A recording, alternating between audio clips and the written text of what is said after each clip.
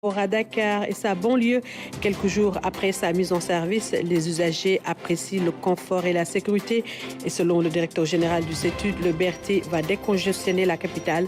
Thierno Birahim Ao était l'invité du journal de 20h d'hier.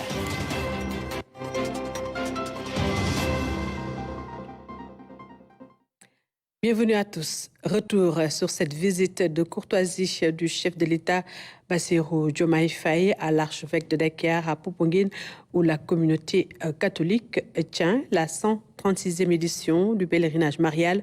Accompagné de la première dame Hafsa Faye, le président de la République a réaffirmé son engagement et son soutien dans la réalisation des projets prioritaires. Il a par ailleurs sollicité des prières pour un Sénégal de paix, de cohésion et de prospérité, nous dit Aboubakry Kane.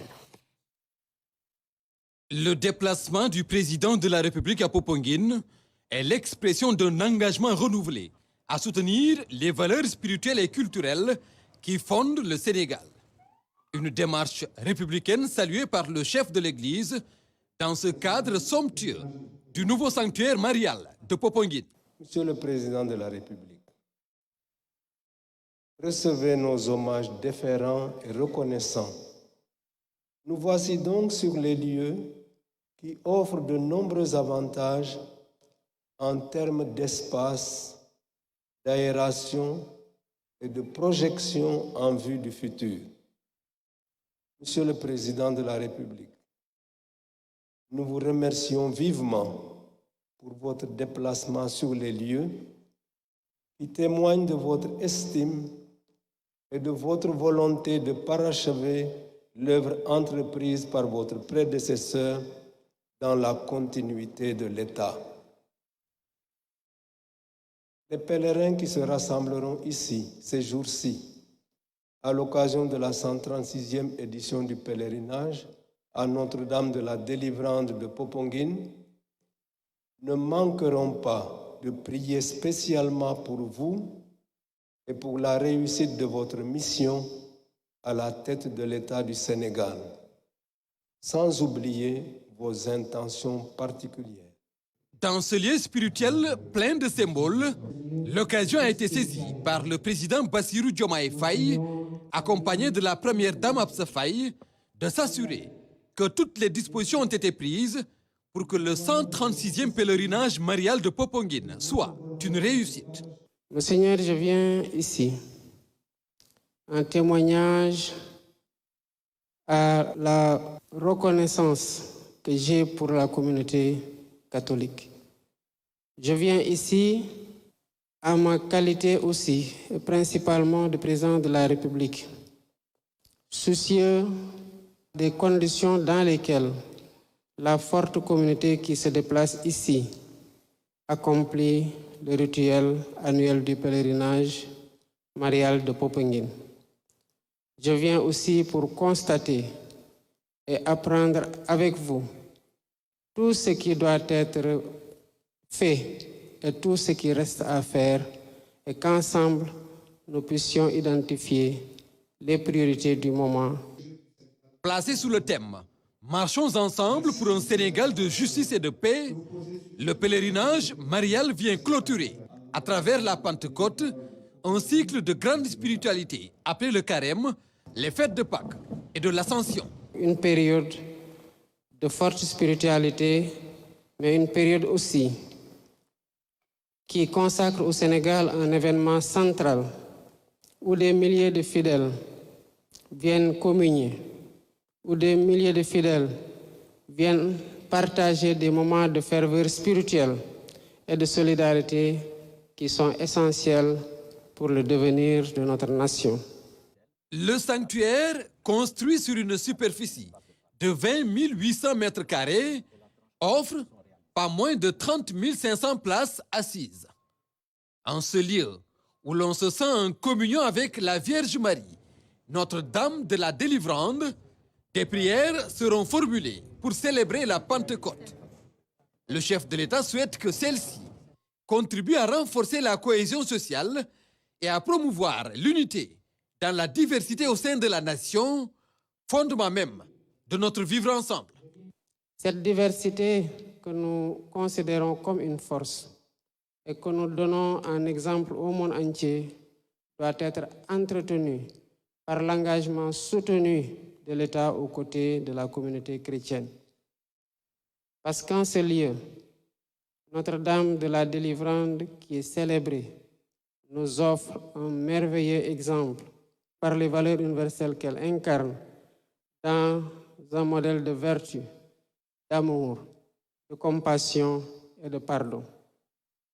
Toutes choses dont nous avons besoin aujourd'hui au Sénégal pour refonder notre vivre ensemble. Veuillez prier pour le Sénégal, pour un Sénégal uni, un Sénégal de paix, un Sénégal de prospérité.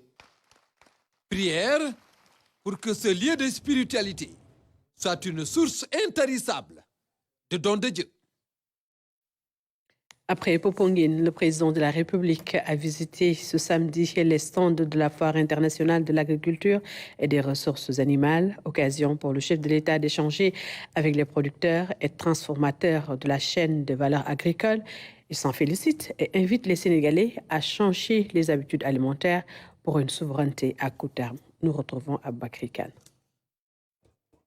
Assurer la promotion et les échanges commerciaux des organisations de producteurs du Sénégal et de la sous-région, telle est entre autres la vocation de la FIARA. Habitué de ce rendez-vous annuel et passionné de l'agriculture dans son sens large, le président Bassirou Diomaye Faye a pu visiter les stands et échanger avec les acteurs. Chaque année que la FIARA ou le salon est organisé, je suis venu visiter. Et j'ai passé beaucoup plus de temps que je n'en ai passé aujourd'hui, parce que quand j'entre ici, c'est toute une passion que je vois, qu'il s'agisse de l'agriculture, qu'il s'agisse de l'élevage ou qu'il s'agisse de la transformation des produits de toute nature. J'en suis toujours ressorti triste parce que je voyais le potentiel qu'il fallait exploiter pour prendre en charge les défis qui s'imposent à nous, en Afrique de façon générale, mais surtout ici au Sénégal. Nous avons des problèmes qu'on n'a pas encore réglés. Une oreille attentive pour surtout recueillir les préoccupations des différents exposants. Une approche de rupture systémique qui privilégie l'écoute pour mieux prendre en compte les aspirations des acteurs de l'agriculture et de l'élevage, mais aussi de la transformation des produits issus de ces secteurs, ce qui permettra de mettre en œuvre la vision et le projet. Nous avons dit que nous voulons que notre mandat soit marqué par l'accession réelle du Sénégal à la souveraineté. Pas seulement à la souveraineté internationale, mais à la souveraineté alimentaire, à la souveraineté monétaire, à la souveraineté pharmaceutique, à la souveraineté numérique, j'en passe. Donc, des rendez-vous comme ça qui permettent aux acteurs qui ont les solutions à apporter et qui demandent un accompagnement de l'État, c'est un rendez-vous important dans le sens où ça permet aux autorités, notamment les ministres, mais aussi le président de la République que je suis, de voir l'horizon des possibles et ce qui est en train d'être réalisé de façon effective, parce que les gens viennent exposer des résultats de travaux ou de réalisations qui sont déjà faits sur le terrain. L'atteinte des objectifs passe par des mesures idoines pour une bonne campagne agricole et un soutien adéquat au monde paysan. Pour cette année et pour la première fois, l'engrais a fait l'objet d'un appel d'offres, grâce auquel le prix de l'engrais va baisser cette année comparativement aux 3 dernières années. Mieux, il y aura une plus grande disponibilité de l'engrais. Encore mieux, nous avons pour cette année impliqué les autorités militaires pour que les subventions et l'accompagnement de façon générale pour lequel l'État injecte beaucoup d'argent aille effectivement aux vrais bénéficiaires, à savoir les agriculteurs, les éleveurs. Et nous allons non seulement renforcer ces investissements-là, mais nous allons encore faire davantage dans la gouvernance pour avoir les résultats sans lesquels il n'y a pas de souveraineté. Tant qu'on ne réussira pas à cultiver pour nous-mêmes ce que nous consommons et qu'on dépendra des aléas de la conjoncture internationale ou même des caprices d'autres pays qui décident de ne pas vendre, on aura des problèmes pour nous alimenter correctement. La directive est donc claire, adapter la politique agricole à nos besoins alimentaires, produire ce que nous consommons, mais aussi sensibiliser les Sénégalais à consommer ce que nous produisons. Autre aspect de l'actualité, le Premier ministre Ousmane Sonko a présidé ce samedi un conseil interministériel consacré aux examens et concours, CFE, BFM ou encore le bac. Le chef du gouvernement veut s'assurer de leur bonne organisation. 19 mesures ont été prises et la lancinante question de l'état civil des candidats constitue une préoccupation majeure du Premier ministre Aram Ndao. Certaines épreuves du CFE ont déjà démarré. Le bac général et le bac technique pointent. Une dizaine d'examens et de concours à tenir entre mai et octobre. Pour la première fois, un conseil interministériel leur consacre une attention exclusive.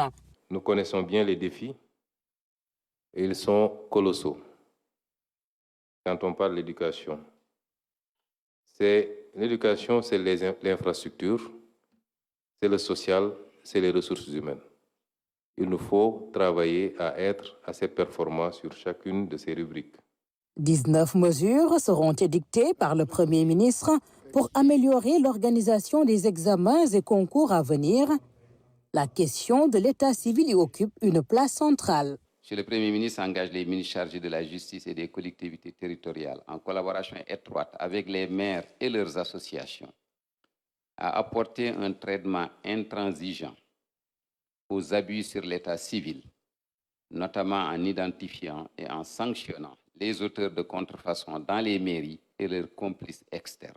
Parce qu'il est inadmissible que des citoyens de manière générale et particulièrement des enfants soient victimes des négligences, même pas des fautes d'agents qui ne font pas ce qu'ils doivent faire, ou alors pour des raisons liées au monnayage, se retrouvent à délivrer le même papier à 50 personnes. C'est des questions qui ont des solutions très simples. C'est la fermeté dans l'application de la loi. Et c'est pourquoi nous attachons beaucoup de prix à ce qu'on mette fin définitivement à ce phénomène.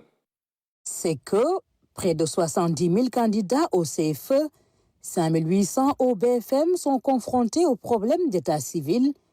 Le Premier ministre prend le taureau par les cornes, de même qu'il souhaite relever le défi des programmes à assainir. Il faut aller vers le pragmatisme au sein de l'éducation. Mais je vais mettre en exergue 2 ou 3 éléments. C'est l'introduction de nos langues nationales. Nous considérons qu'une partie de notre retard s'explique par le fait que nous voulons, à bas âge, imposer à nos enfants de s'alphabétiser dans des langues qu'ils ne possèdent pas, que même leur papa et leur maman souvent ne possèdent pas ou ne possèdent qu'imparfaitement. Et ça n'existe qu'en Afrique. Les études ont démontré qu'on perd entre 8 et 13 ans pour que l'enfant essaie de posséder une autre langue, alors qu'au moment où il va à la maternelle, il parlait déjà sa langue maternelle. L'autre élément important, c'est éventuellement l'amélioration de l'apprentissage de l'anglais, qui est par la force des choses devenue la langue de communication internationale. Dans ces directives, le Premier ministre a aussi insisté sur le convoyage et la sécurisation des épreuves, la mobilisation des ressources nécessaires à l'organisation des examens et concours, la prise en charge sanitaire des candidats.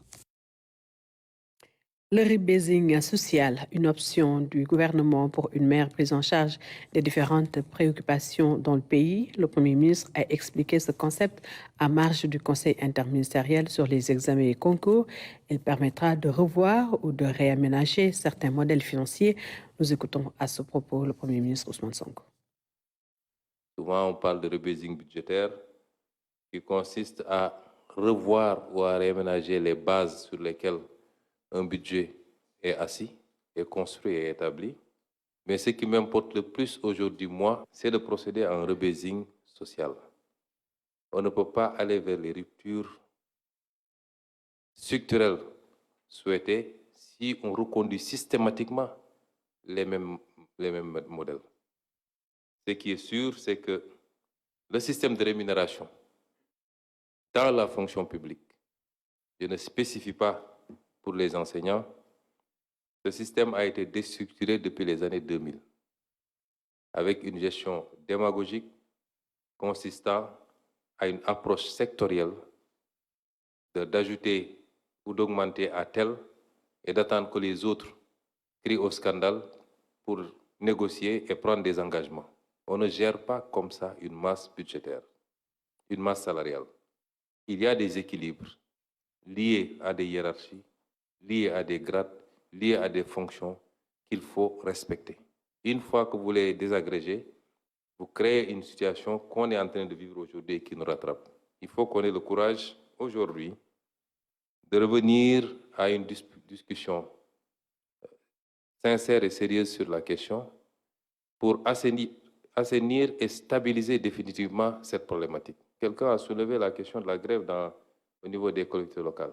Comment pouvez-vous inscrire dans un texte qu'à chaque augmentation accordée aux gens de la fonction publique doit immédiatement profiter aux agents des collectivités locales, alors que l'État ne transfère pas à ses mairies les moyens qui doivent aller avec? Quelle est la mairie au Sénégal qui peut suivre le rythme? Il n'y en a pas. Je vous le disais dans les titres, quelques jours après sa mise en service, le bus rapide transit fait le bonheur des usagers. Beaucoup de Dakarois ne se livrent plus à la course, à la quête d'un moyen de transport. Ce vaste projet urbain pour un transport de qualité donne un nouveau souffle à la mobilité et procure surtout un gain de temps énorme aux usagers. Marie Mbiramba. Telle une vedette, le BRT ne passe pas inaperçu. Nous sommes à Guédiawaye. Ici, usagers et riverains saluent la mise en service du bus rapide transit. À l'image de Hamidou Mbaye, qui compte un gain de temps énorme avec ce moyen de transport. Moi, je viens de Liberté 5 pour arriver à la préfecture de Guédiawaye et ça m'a pris moins de 30 minutes. Et des arrêts de 1 à 2 minutes. Donc, si vous enlevez ça, c'est-à-dire qu'entre 15 et 10 à 15 minutes, vous faites Liberté 5, Guédiawaye. Autre aspect, cette infrastructure a carrément changé le cadre de vie. Moi, je connaissais un peu cette zone-là où nous sommes. Ça change totalement le cadre de vie. Totalement. Et ça, c'est aussi un autre aspect de la durabilité de nos villes. Un pays devrait quitter un point A pour aller en point B. Et là, je pense que nous avons dépassé même le point B avec vraiment les BRT. À la gare Liberté 6, même décor. Ici, le BRT, une aubaine, surtout pour les élèves. Le BRT, vraiment, je trouve que c'est une excellente idée parce que ça nous arrange, ça nous facilite notre vie scolaire. Par exemple, là, on doit quitter Liberté 6 parce qu'on était en train de faire un cours de renforcement pour rejoindre un autre cours à BM et ça nous facilite. Aussi, sur un autre point, les bus qu'on ne fait pas vraiment confiance ces temps-ci à cause des accidents et tout. Avec le BRT, c'est la sécurité. Toutefois, certains souhaitent qu'on revoie les tarifs. De Guédiawaye à Petersen, c'est 500. On devrait diminuer le prix de Liberté 6 à Petersen aussi, c'est 400 bahts. La distance, elle n'est pas si grande en fait. On devrait diminuer le prix par rapport à Guédiawaye qui fait 500. On devrait au moins amener ça à 300 vu la distance. D'autres appellent les populations à préserver ce patrimoine national. Je appelle les Sénégalais, nous faisons affaire. Vraiment, je suis ému. C'est en Europe, c'est comme en Europe. Et puis bon, nous remercions le président Macky Sall, sincèrement parlé, pour ce beau travail qu'il a fait pour le peuple sénégalais. Et puis nous souhaitons que le président actuel, Sonko Diomaye, qu'il fasse de mieux, vraiment, pour que le Sénégal émerveille. Le bus rapide transit, une révolution des transports de masse pour désengorger la métropole de Dakar. Pour rappel, les statistiques renseignent que les embouteillages occasionnent des pertes énormes estimées à 100 milliards chaque année. Le BRT est un projet de transport structurant. Le bus rapide transit devrait apporter une solution durable à la congestion routière à Dakar. Nous écoutons à ce propos Thierno Birahim Aou, directeur général des études. Il était l'invité du JT de 20h hier. Une belle victoire pour le Sénégal. Nous avons démarré l'exploitation avec le lancement présidé par M. le ministre des Transports terrestres, M. Malick Ndiaye. Une belle victoire parce que le Sénégal est en train d'exploiter le premier BRT au monde 100% électrique. C'est ce que nous avons offert au Sénégal. Et ce BRT a été primé meilleur projet 2024 dans le cadre des innovations que nous avons implémentées pour la structuration institutionnelle et financière de la partie PPP. Les sourires des Sénégalais, le temps de parcours qui a été réduit de moitié entre Guédiawaye et Dakar, qui se transforme en temps pour la famille, pour l'éducation, pour la productivité, est extrêmement important pour les Dakarois quand on sait que 900 milliards sont perdus annuellement du fait des externalités négatives liées au transport routier. Donc ce changement de paradigme que nous opérons avec l'introduction de transport de masse et le dernier venu, le BRT, est extrêmement important pour les Sénégalais et nous avons eu tout le plaisir à être au service des Sénégalais pendant ces années pour en arriver là et vous livrer le service de qualité que vous avez depuis mercredi. Alors, est-ce que le comportement des bus est pareil qu'en phase test ou avez-vous noté des changements? Alors, c'est l'occasion de revenir sur les tests qui ont été extrêmement lourds et rigoureux. On a fait 4 mois de tests. J'ai entendu les Sénégalais dire qu'ils sont impatients. Ils sont en train de gaspiller beaucoup de carburant, même si ces bus sont 100% électriques. Mais tout ça est rigoureusement, en fait, géré, dimensionné dans un contrat modèle de PPP. Nous avons fait quasiment 2,7 millions de kilomètres avec un accident de niveau moyen. Et tout ça, c'était aussi pour faire s'habituer aux Sénégalais de la nouvelle infrastructure et des services BRT qui seront à des fréquences très élevées pour que chacun puisse adopter le comportement approprié par rapport à ce niveau de service. Donc, c'est des tests réussis, forcément une exploitation qui démarre bien. Il n'y a pas beaucoup d'incidents. J'ai reçu encore le rapport d'hier. Nous sommes à 45 000 voyageurs pour quelques 45 bus qui sont déployés sur un total du parc de 121. Vous savez aussi que nous exploitons seulement 14 stations. Donc c'est très prometteur et les Sénégalais apprécient le service. Et à quand l'ouverture des autres stations?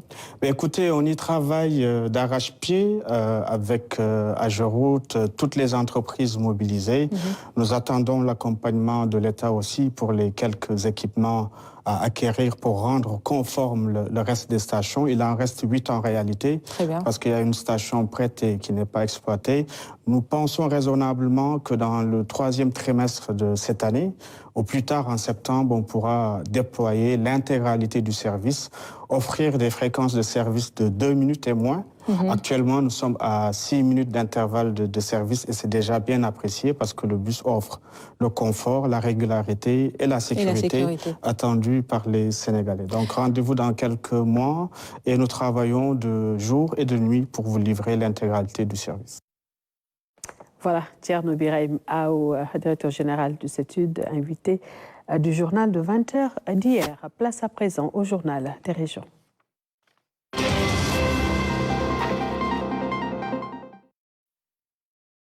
Et pour démarrer cette deuxième partie de l'édition de la mi-journée, tout de suite, direction Popenguine, où se déroule la 136e édition du pèlerinage marial. Et nous retrouvons en direct René-Léon Fonseca. Bonjour Fonseca. Bonjour Aminata Menguefal. Voilà, René-Léon Fonseca, la Pentecôte était au cœur des festivités ce matin à la cité mariale. Écoutez, Aminata Menguefal, vous entendez, juste derrière moi, les fidèles récitent le chapelet au pied de la très sainte Vierge Marie, un grand moment de dévotion et de prière collective. Vous l'avez dit, Popenguine a célébré ce matin la solennité de la Pentecôte, marquant une fête qui marque la venue de l'Esprit Saint sur les apôtres 50 jours après Pâques. Et une messe solennelle s'est tenue à l'ancien à l'ancien, allais-je dire, à l'ancien sanctuaire ici à Popenguine. Nous y reviendrons bien évidemment avant la fin de cette édition. Et sachez que cette nouvelle grotte qui est juste derrière moi a été bénie. La cité Maria accueille désormais une statue flambant neuve de Notre-Dame de la Délivrande. Cet espace aménagé est maintenant ouvert aux pèlerins pour prier et méditer. Je vous propose de suivre ce reportage signé François Sec.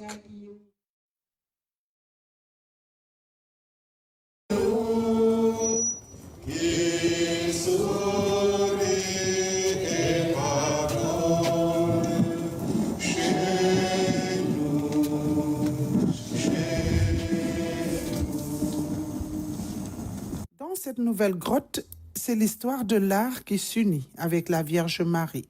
Cette nouvelle statue géante de Notre-Dame de la Délivrande trône majestueusement dans la grotte. Ce sont les légions de Marie qui sont vraiment des vraies pionnières et qui ont pris à bras le corps le travail qui a été fait ici. Elle est faite de bronze et pèse plus de 100 kg.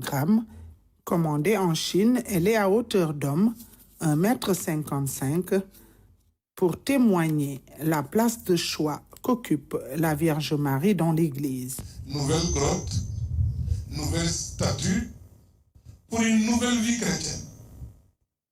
Donc c'est un nouveau départ qui nous est demandé à nous tous pour que par la grâce de Dieu, nous puissions faire des pas supplémentaires, des progrès sans cesse renouvelés. Construite en forme de calebasse, la grotte devrait recevoir toutes les intentions afin que la Vierge Marie les présente à son Fils. Nous avons imaginé les premières esquisses comme des colonnes et finalement, avec Monseigneur Benjamin Ndiaye, en discutant, et il nous a dit, mais pourquoi vous ne feriez pas une calebasse? Parce que la calebasse, c'est l'instrument ou l'outil sénégalais, ou africain même, où l'on met tout ce qui est offrande, où l'on met tout ce qui est nourriture. Donc elle nourrit, elle donne de la spiritualité et tous les actes spirituels se font dans les calebasses. On a dit pourquoi pas. Donc c'est là qu'on a commencé à réfléchir et à voir comment on allait réaliser cette calebasse, parce que c'est pas facile de faire une calebasse en tout en rond et de l'encastrer dans la grotte. Parce qu'une grotte, en principe, c'est des rochers avec un élément à l'intérieur. Donc nous avons fait une première esquisse. Et dès la première esquisse, il nous a dit c'est exactement ce que je voulais. Donc on est parti sur cet esprit de calebasse qui donne et qui reçoit. D'une capacité d'accueil de 500 places assises, elle est extensible. C'est un passage obligé pour les pèlerins, un excellent endroit pour méditer et prier. Alors nous voulons demander aux gens, comme l'archevêque le veut lui-même, que la grotte soit un lieu propre et vert. Et que ceux qui amènent des bougies, Dieu n'est pas aveugle, il sait voir, il comprend les intentions avant qu'on les ait exprimées. Il va exaucer nos prières encore et encore. J'invite tout le monde à comprendre cette recommandation et qu'on puisse prier de la meilleure des manières. Une bénédiction historique faite dans la ferveur. Chantez de joie d'être sauvés, alléluia. À noter que la réalisation de la grotte entre dans le cadre d'une vaste opération de réhabilitation des sites religieux. Et retour également sur la messe d'envoi des marcheurs hier au Cap des Biches, célébrée avec ferveur et solennité. Cette messe marque le début d'une longue traversée de foi pour les jeunes pèlerins. Youssouf Kaba y était pour nous.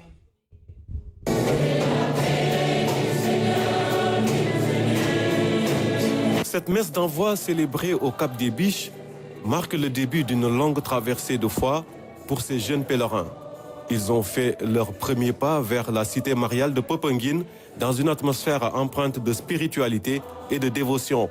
Tous ont reçu la bénédiction qui les guidera tout au long de leur périple. C'est à nous, jeunes catholiques, que revient la noble et exaltante tâche de protéger notre Église de ses détracteurs. Chers frères et sœurs en Christ, laissez-moi vous le dire.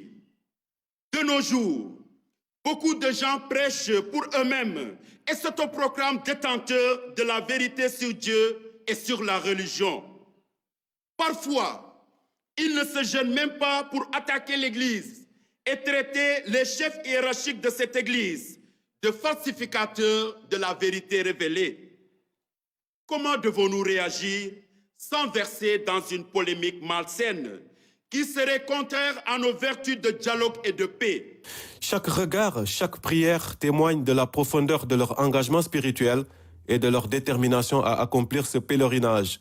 Cette année, les jeunes marcheurs sont appelés à suivre les pas du Christ de manière encore plus intense.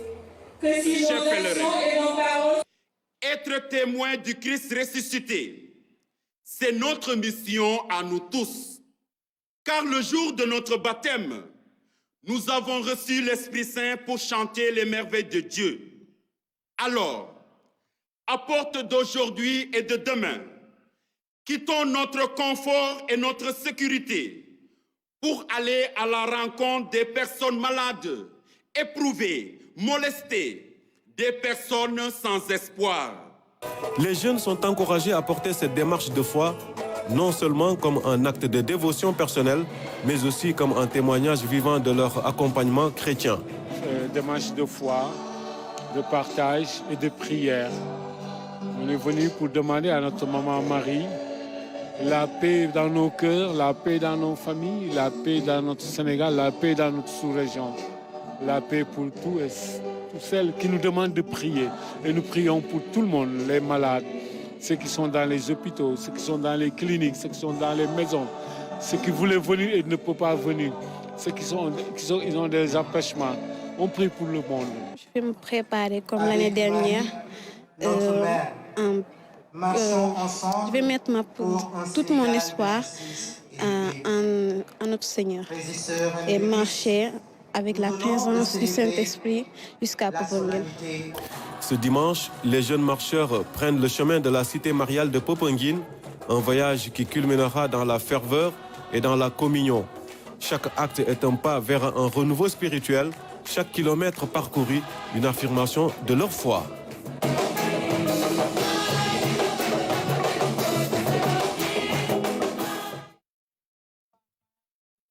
Et voici le programme de la journée ici à Popenguine, Aminata. D'abord, il y aura l'accueil des marcheurs à 15h. Ce sera un grand moment de communion et de partage. C'est juste magnifique. C'est un moment à vivre absolument ici à Popenguine. Ce sera suivi d'une grande veillée de prière ce soir à 22h et de la messe des marcheurs également. Voilà, Aminata Mengefa, ce qu'on pouvait dire cet après-midi sur, bien évidemment, les temps forts de cette journée ici à Popenguine. Merci René Léon Fonseca. Nous allons certainement vous retrouver dans nos prochaines éditions pour nous parler de l'arrivée des marcheurs. Et nous restons à Popenguine où la générosité est le propre des familles. À l'occasion du pèlerinage marial, elle distribue et donne à manger aux pèlerins venus d'ailleurs, un acte cher à l'Église catholique, mais également à la famille saine. Youssouf Kaba est allé à sa rencontre. Elle a établi sa cuisine au domicile familial. Marie-Louise se donne à cœur joie à cette démarche de foi mariale, de générosité sans limite. Depuis 2000, j'accueille les pèlerins ici. Je n'attends rien d'eux. Je prépare, je leur donne à manger. Et puis, ce que j'attends d'eux, c'est seulement des prières. Des prières que j'attends sur les gens que je donne à manger ici. Ce sont des actions que je fais au nom de Jésus et de la Vierge Marie. Comme on a dit que pèlerinage national, marial de Popenguine. Bon, on doit accueillir les gens avec bon cœur, sans attendre quoi que ce soit d'eux, seulement la prière. Ici, le pèlerin reçoit l'action de grâce avec le sourire, mais avec un grand cœur, une tradition familiale perpétuée par la descendance. Ça me touche le cœur, en les accueillant, en leur donnant à manger, même des fois... Je suis très contente en les voyant venir vers moi. Marie-Louise, donne-moi ceci, je leur donne ça. Par la grâce de Dieu, je les accueille avec des sourires, mais pas le visage fermé. Le pèlerinage marial de Popenguine, en moment de ferveur et de communion, se présente également comme un rendez-vous rare de profession de foi et de charité sur la voie tracée par Notre-Dame de la Délivrande. On le fait pour Maman Marie. Il y a des gens qui viennent de loin, qui n'ont rien à amener pour manger. Ils viennent ici, ou elles viennent ici. On leur donne à manger, on leur sert à manger. Il y en a même qui se couchent ici. La générosité est une recommandation, un sacerdoce cher à l'Église catholique. Et qui parle de charité, parle bel et bien du cœur de notre vie de foi. Car le christianisme ne peut pas être défini sans la charité. C'est la charnière de notre foi. Et cela se fait de plusieurs manières. Le fait de vivre la charité avec l'autre, l'accueil, la fraternité, la compréhension, l'entraide mutuelle. Voilà. Tout ça contribue à faire rayonner notre foi. Ici à Popenguine, le partage est sacré. Il intervient à travers toutes les familles. Il participe à la générosité et à la célébration de ce pèlerinage marial. Le Maroc, où les projections de films se poursuivent au festival de Khouribga. Plusieurs thèmes d'actualité sont abordés. Les réalisateurs rivalisent de créativité dans leur production au grand bonheur du public. Nous retrouvons Ndeiko Mandiaye. Les projections se poursuivent, le public toujours présent. À la sortie de la salle, les réactions s'enchaînent. Les spectateurs partagent leurs émotions. Elle a presque passé tout le film en train de parler juste au téléphone aux autres personnages. Je pense que c'était pas du tout facile. Un travail difficile à faire, un travail d'acteur, de psychologie, de personnalité, de présence surtout. On voit des expressions de visage, de grimaces. On sent la peur, on sent la tristesse, on sent aussi parfois la dépression. L'actrice, elle a fait un très grand effort, un très grand travail. Je félicite aussi le réalisateur pour ce choix. C'était vraiment difficile parce qu'il fallait les moments où on devait prendre des pauses pour que je puisse me récupérer et tout ça. Les émotions étaient trop et donc c'était pas du tout facile, mais on a poussé jusqu'au bout. Les réalisateurs assistent à la projection de leurs films. À travers leur production, ils envoient un signal fort. Lutte contre la corruption, la stigmatisation ainsi que d'autres fléaux qui gangrènent le monde actuel. Mon film parle d'une jeune albinos rejetée par sa famille et qui se demande qui elle est, qui se questionne sur son identité. Plus qu'un message, c'est un film qu'on a fait surtout pour questionner le spectateur, pour questionner les gens sur les questions des identités, des représentations et surtout aussi pour montrer que quelle que soit la différence, toute discrimination est quelque chose qui est ignoble. Donc c'est vraiment ce qu'on a voulu transmettre. We are actually living in a world right now which is diminishing because of corruption, and I think nobody is courageous enough to talk about it. Nous vivons dans un monde gangréné par la corruption. Il faut être très courageux pour en parler à travers un film. Nous pointons du doigt ce qui ne va pas dans notre société. C'est le moment de dénoncer pour le bien de l'Afrique. Il faut aussi noter que les femmes ont un rôle important à jouer dans la société. Il faut les laisser jouer leur partition. Should in a way contribute in the mentality that there is no need to undermine women in the society. It was really challenging doing this project. À travers les contenus, le spectateur en apprend davantage sur la tradition de chaque peuple. Le cinéma africain est célébré en cette 24e édition du Festival de Khouribga. En plus des projections, il y a aussi des colloques et des débats sur les thèmes traités. Tout pour rehausser la beauté des richesses culturelles que renferme l'Afrique.